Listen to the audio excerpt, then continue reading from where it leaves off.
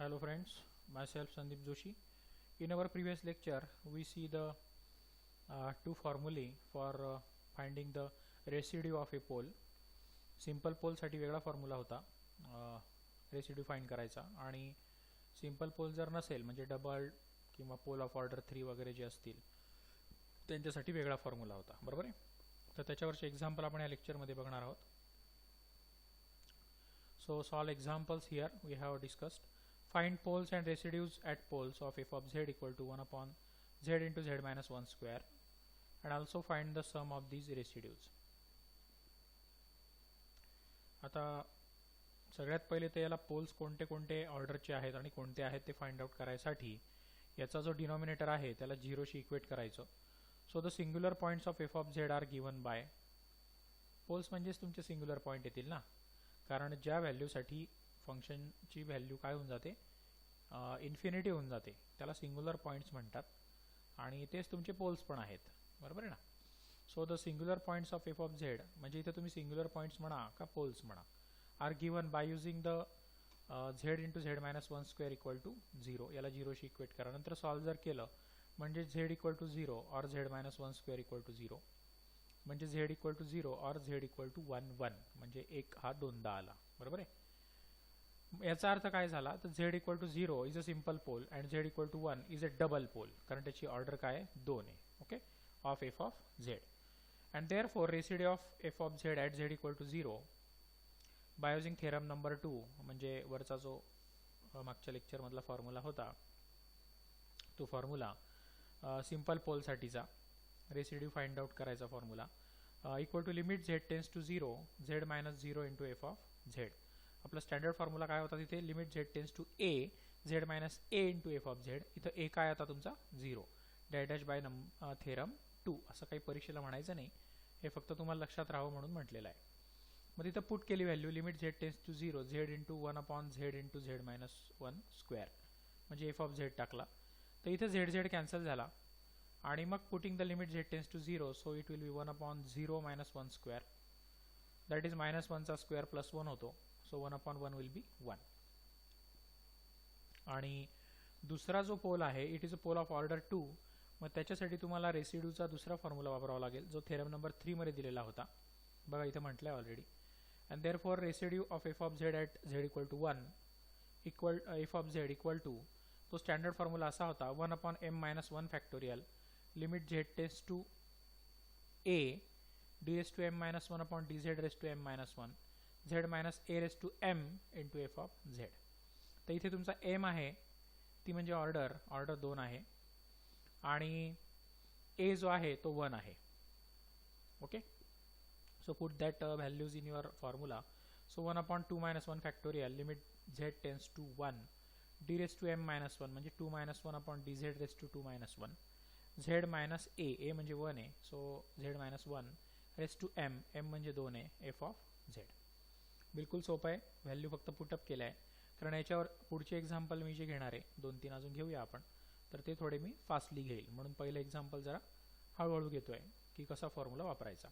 So 2 minus 1 म्हणजे 1 factorial, so 1 upon 1 factorial into limit z tends to 1, 2 minus 1 म्हणजे 1 येतो तो, तर 1 काही लिहित नाही आपण, म्हणजे हा आला d by dz of z minus 1 square into f z आहे तुमचा 1 upon z into z minus 1 square, and that is equal to limit z tends to 1 upon 1 factorial म्हणजे 1च येतो, so d by dz 1 upon z, कारण इथला z minus 1 square आणि इथला z minus 1 square cancel, so उरते फक्त 1 upon z ची value, so derivative of 1 upon z. Now we know the derivative of 1 upon z standard form, that is minus 1 upon z square, so limit z tends to 1 minus 1 upon z square, and putting the value of z tends to 1, so minus 1 upon 1 square म्हणजे minus 1, so it's value will B minus 1. आणि मग त्याने एक्झाम्पलमध्ये सांगितलं होतं की दोघंही रेसिड्यूची काय करा, ॲडिशन करा. सो दोघे रेसिड्यूची ॲडिशन केली, that residue of f of z at z equal to 0 plus residue of f of z at z equal to 1 equal to 1 हा आला, आणि हा दुसरा मायनस 1 आला म्हणजे 0. इतकं सोपं आहे फॉर्म्युला यूज करायचं. अजून 1-2 एक्झाम्पल इथे बघूया आपण. Find the sum of residues of e raised to z upon z square plus a square at its poles. परत सम करायची बघा. फंक्शन आहे दिलेलं f of z equal to E raise to z upon Z square plus A square. So the poles of F of z are given by z square plus A square equal to 0. म्हणजे आपण denominator कोणाशी equate करतो, 0शी. इथे equal to पाहिजे, चुकून minus symbol आलेला आहे, याला इक्वल टू करून घ्या वहीमध्ये लिहिताना. आणि मग याचे फॅक्टर पडतील तुमचे झेड स्क्वेअर प्लस ए स्क्वेअरला मला असा लिहिता येईल मायनस ए इंटू आयचा square. So it will be Z square minus I A square, म्हणजे Z plus I A Z minus I A, बरोबर आहे ना. म्हणजे झेडच्या दोन व्हॅल्यू आल्या.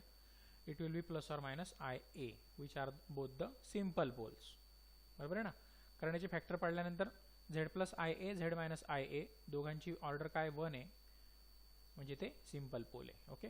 मग सिम्पल पोलच्या फॉर्म्युल्यानुसार थेरम नंबर 2 नुसार, okay, residue of F of Z at Z equal to I A equal to limit Z tends to I A Z minus I A into f of Z.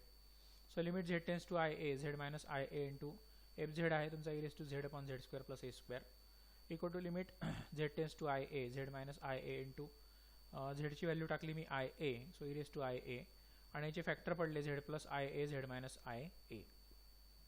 त्यातला Z minus I A cancel झाला, उरला फक्त E raise to I A upon Z plus I A. त्याच्यामध्ये झेडची value पण टाकून दिली मी लिमिटची. So I A plus I A म्हणजे 2 I A. So your value will be E raise to I A upon 2 I A.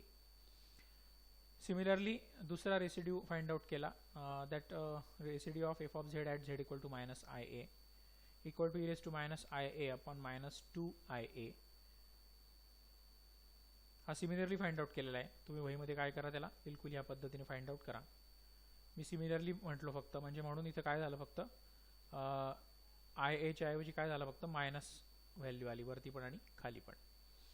And hence the required sum is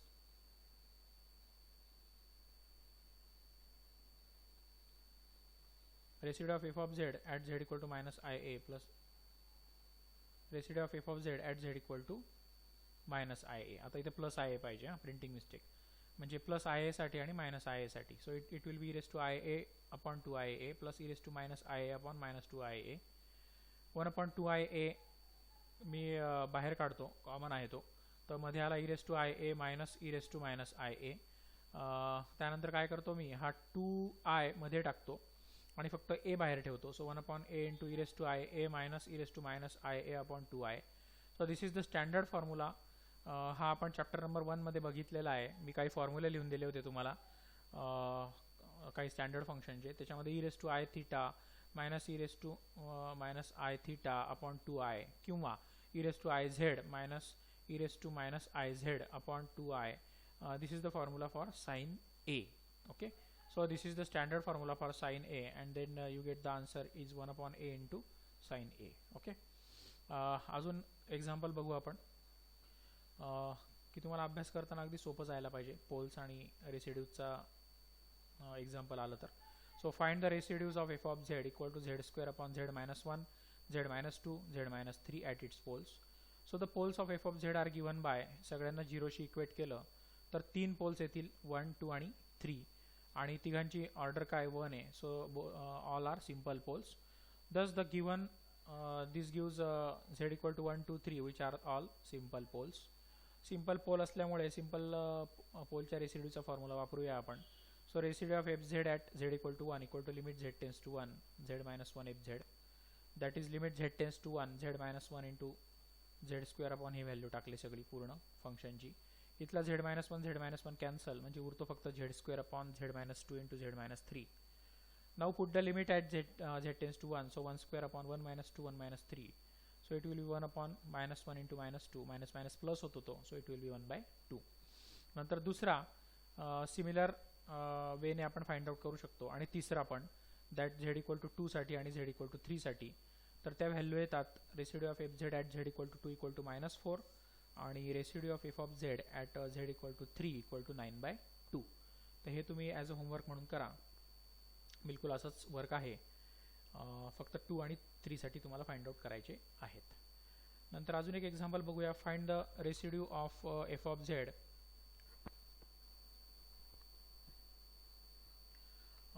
of 1 upon Z square plus 1 bracket cube at Z equal to I. So this is your function. Let f of z equal to 1 upon z square plus 1 bracket cube. So the poles of f of z are z square plus 1 bracket cube equal to 0, म्हणजे z square minus I square. लक्षात येते का? आणि म्हणजे z plus I z minus I. Okay. आणि z plus I z minus I दोघांच्या bracket काय असेल वरती? क्यूब असेल. म्हणजे z plus I आणि z minus I equal to जेव्हा 0 करणार तुम्ही तेव्हा प्लस I आणि मायनस I हे दोघी पोल्स आले ऑफ ऑर्डर 3 चे. बरोबर आहे ना? लक्षात आलं का तुमचं मी बोललेलं? ऑर्डर 3 असल्यामुळे पोल ऑफ ऑर्डर 3 आहे हा, आणि याचे फॅक्टर तुमचे z plus I z minus I पडतील. सो प्लस I याची पण ऑर्डर 3 आणि मायनस I याची पण order 3, and thus z equal to plus or minus I are the poles of order 3 of f of z. Now to find the residue of f of z at z equal to I using the second formula, that is pole of order m साठी.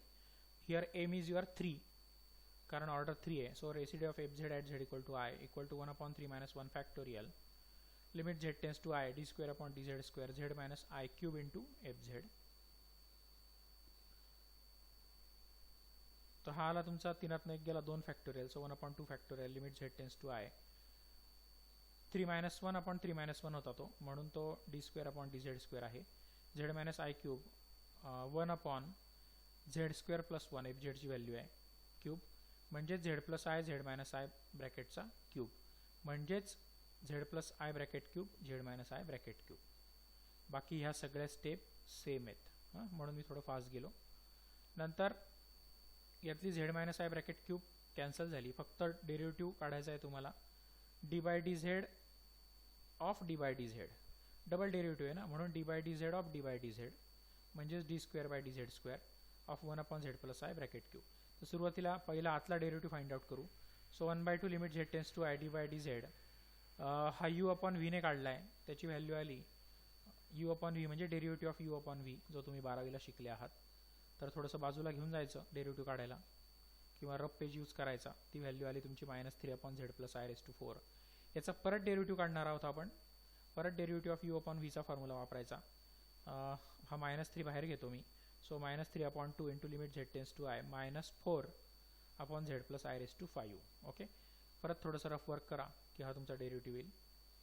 Simple derivative आता मी काही इथे explain करणार नाही, कारण आता तुम्ही second इयरला आहात. सगळं तुमचं फर्स्ट इयर आणि 12वीला झालेलं आहे. सो इट विल बी -4 आणि -3 म्हणजे मायनस मायनस गेट प्लस 4 त्रिक 12, 12 अपॉन 2 म्हणजे 6 limit Z tends to I 1 upon Z plus I raise to 5. Now put here a value of the limit, that is z tends to I. So I plus I raised to 5 6 जशाच्या तसा म्हणजेच 2I raised to 5. Okay. आता 2 raised to 5 म्हणजे 32 आणि into I raised to 5. So 6 upon 32 1 upon I raised to 5. So 6 upon 32 I raised to 5 म्हणजे I, कारण I raised to 4 1 येतो. I raised to 5 ची फोड कशी होईल? I raised to 4 into I. तर I raised to 4 1 येतो, म्हणजे उरला फक्त I. आणि 1 अपॉन आय असेल तर त्याच्या कॉन्जुगेटने म्हणजे minus I upon minus I, तर मायनस मायनस कॅन्सल होतो तो, म्हणून आपण मल्टिप्लाय करतो आय अपॉन आयने. So 1 upon I into I I upon I, I square खाली -1 येतो. So it will be 6 upon 32ला भाग दिला 2चा, बेत्रिक 6 आणि 16 दुणे 32, म्हणून 3 अपॉन 16 आला तो. हा मायनस होईल खाली आय स्क्वेअर -1, सो -3i हा जसाच्या तसा अपॉन 60. ओके. अजून एक एक्झाम्पल बघूया आणि मग आपण इथे थांबणार आहोत.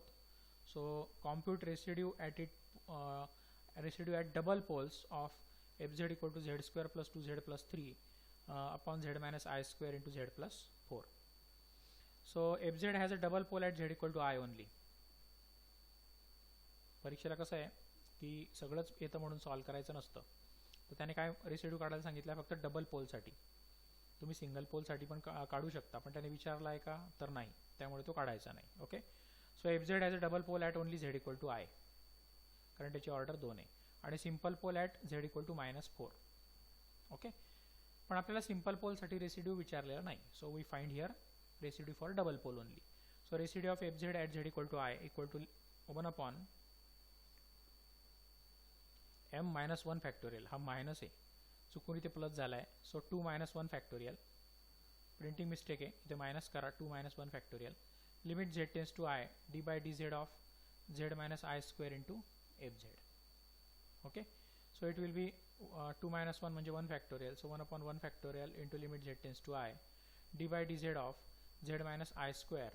ओके, आणि fz हा जसाच्या तसा, हा सगळा fz आहे, हा आणि हे दोघं. ओके, यातली ही ब्रॅकेट इथे कॅन्सल झाली. So limit z tends to I 1 factorial म्हणजे 1च येतो. So it will be only d by dz of z square plus 2z plus 3 upon z plus 4. परत डेरिव्हेटिव्हचा u अपॉन v चा फॉर्म्युला वापरा आणि मग तो डेरिव्हेटिव्ह रफ पेजवर कॅल्क्युलेट करा आणि ती व्हॅल्यू तुमची ही येते. So limit z tends to I z square plus 8z plus 5 upon z plus 4 bracket square. इथं z tends to I put up करा. So I square plus 8i plus 5 आणि इथे I plus 4 bracket square. Okay, तर I स्क्वेअर minus 1 येतो, 5 1 गेला 4. So 8i plus 4 येईल इथे, किंवा 4 प्लस 8i असं लिहू आपण. रिअल पार्ट पहिले लिहितो, इमेजनरी पार्ट नंतर लिहितो. आणि I प्लस 4 ब्रॅकेट स्क्वेअर म्हणजे I square plus 8i plus 16.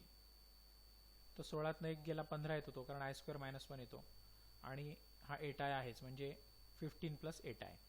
तर 15 प्लस 8iच्या कॉन्जुगेटने वर आणि खाली मल्टिप्लाय करायचं.